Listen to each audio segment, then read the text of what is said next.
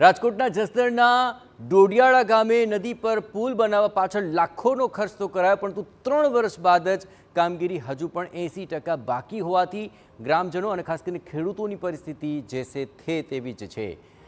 ગામથી ભીલડી તરફ જતા માર્ગ પર લગભગ 500થી વધુ ખેડૂતોના ખેતરો આવેલા હોવાથી અવરજવર માટે ખૂબ જ મુશ્કેલી ભોગવવી પડી રહી છે।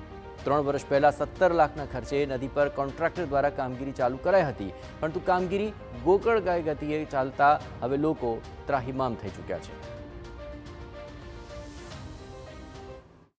3 વર્ષથી આ પુલનું કામ હાલે છતાંય પૂરું કર્યું નથી અને અમે થાકી ગયા છીએ। હાવ નાના નાના છોકરા મૂકીને ઘેરે કામે જાય છે તો અમારે ઠેઠ રામ ફરીને જવું પડે, બહુ તકલીફ છે।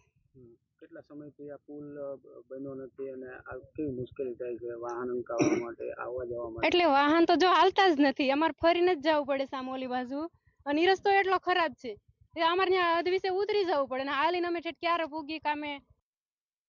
વરસાદમાં તો પાણી ભરાઈ જ જતા હોય છે, તેને કારણે લોકોને પાણીમાંથી પસાર થવા માટે મજબૂર થવું પડે છે। આ મામલે માર્ગ મકાન વિભાગને પણ જણાવાયું કે નીચાણવાળા વિસ્તારમાં પાણીનો ભરાવો ન થાય તે માટે જે તે સમયે કોઝવે બનાવવાની વાત અધિકારીઓ અને પૂર્વ સરપંચ વચ્ચે થઈ હતી, પરંતુ ત્યારબાદ નવા સરપંચ ચૂંટાતા કામ બંધ થઈ ગયું અને હવે કામ 3 નાળાવાળા ગરનાળા બનાવવાના વાંકે બંધ છે। પંચાયત વિભાગના પત્રમાં આ અંગે જાણવા મળ્યું છે, પરંતુ ગ્રામજનોમાં તંત્ર સામે ભારોભાર રોષ છે।